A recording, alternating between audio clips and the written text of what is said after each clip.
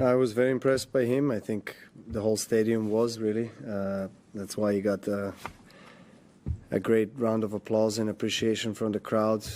They saw what he did on the court, and the quality of tennis he put in, the fighting spirit. So huge credit to him for stepping out on his debut on the Grand Slam and first time in a big court and playing the way he did play. So well done. And I'm sure, if he keeps going, as I said, on the court that this way, he's very young. We're going to see quite a bit of him in the future. He's got really great hands, just overall quite a complete player. Of course, he can always improve on the shots, but he already has a really good game.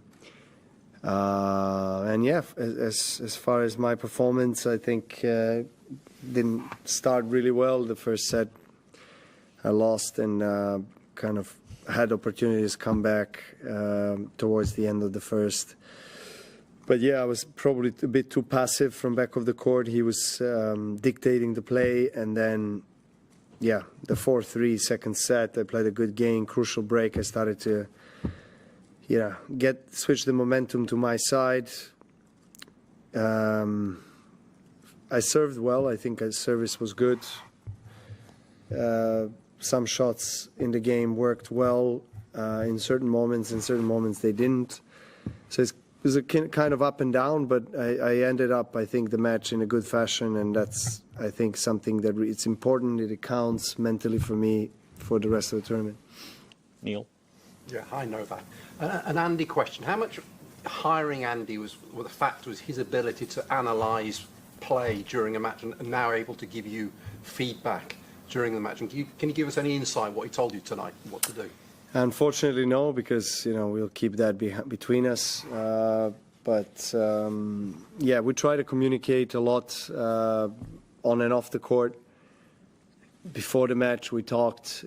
Before the warm-up, before the actual match. And right now, 5 minutes ago, we talked about a match, about how I feel, about how he thinks I played, and what needs to be done on the practice court tomorrow, etc. So, I think communication is the key to understanding each other and to finding, I guess, the formula that really works. So that's what we are trying, because as we didn't spend too much time together, we're still in that kind of first phase of getting to know each other, and this was the first match that we had together.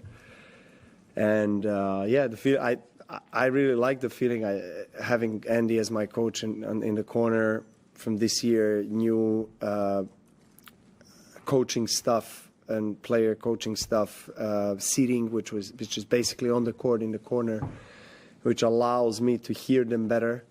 So yeah, a few times I did approach Andy and asked him something about whatever it was, whatever shot, and then he was giving me his feedback and his guidance and opinion. So it's important. I enjoy talking to Andy. I think, he knows tennis as well as anybody out there. He's a legend of the sport. He understands the highs and lows that you go through on the court, not just game-wise, but mentally and physically. So, it just I don't need to do much explaining. He gets everything that I'm going through, and it's just in those moments on the court, it's a big battle. So of course, he wants me to show the energy, to show the fist pump and everything to get myself going. And I think he was doing great today. He was standing up several times and trying to, encourage me and support me. And I really enjoyed it. I really, really did enjoy it. I think he's a great guy and someone that is a pleasure to have him in my corner. Howard. Novak, because of your status and your stature, you tend to play a lot of these night matches everywhere. I'm curious, what do you prefer? If you could play any time of day, what do you like the best? Would it be bad to be out there at 11 a.m. or noon, which we're not likely to see, but how would you feel about that kind of thing? Yeah, whatever they schedule me, I have to accept. as you said, I think I earned my right to also have, I guess, communication with the tournament management where I can express what I would like, depending on a given day, depending on the opponent. So there's of course communication, but I'm not the only player that communicates with the tournament director or I mean my team or whatever. So yeah, that's all I can say about it. Two more in English, Charlie and Eleanor. Novak, I know you won't be looking this far ahead, but possibility to play Carlos in the quarters. Just wondered if you could talk about what it's like actually facing him, what the unique challenges are. I mean, it's quite far to talk about potential matchup against him in quarters, but just overall, you know, he brings so much energy and intensity on the court, and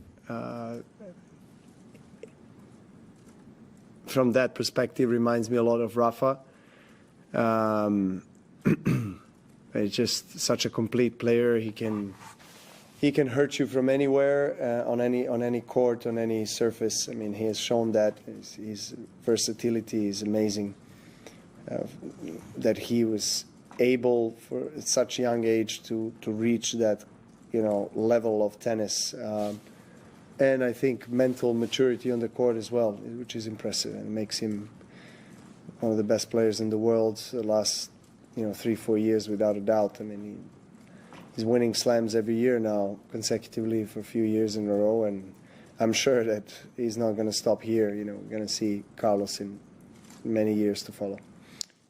Eleanor. Novak, you said on the court that it felt a bit strange at first looking over and seeing Yeah. Andy there. I just wondered if you could expand on that a little bit and what sort of feelings went through your head when you Yeah, I were mean, first look, I mean, I did, of course, practice sessions with him the whole week before tonight's match. But, you know, it's different in an official match and center court, night session. The court on which we have faced each other on the opposite sides of the net quite a few times, actually. I think we played, I don't know how many finals we played here, but that's why it was a little bit strange to see that and experience that. But no, look, I not to repeat myself, but I'm obviously enjoying myself, you know, spending time with him on the court and off the court, talking about tennis, just picking his brain and understanding how he sees tennis. And, you know, I try to ask him questions a lot of times, and how he sees my game. How, you know, he asks me constantly to understand how I feel, what I'm going through. And so, as I said, you know, it's still that initial period of getting to know each other. And so there's a lot of communication. But at times as well, it just, at times it's not necessary for us to exchange words, because we, you know, we just look at each other and we know what happened on the court, you know, whether it's in the match or in the practice session set. And he's constantly supportive and encouraging me, and he's brilliant with that. You know, he's like really, he cares a lot, and he's putting a lot of energy into trying to make me feel good on the court, you know, and I think that's what I need, honestly. Like I was looking for that extra motivation, so I definitely have it with Andy. Thank you.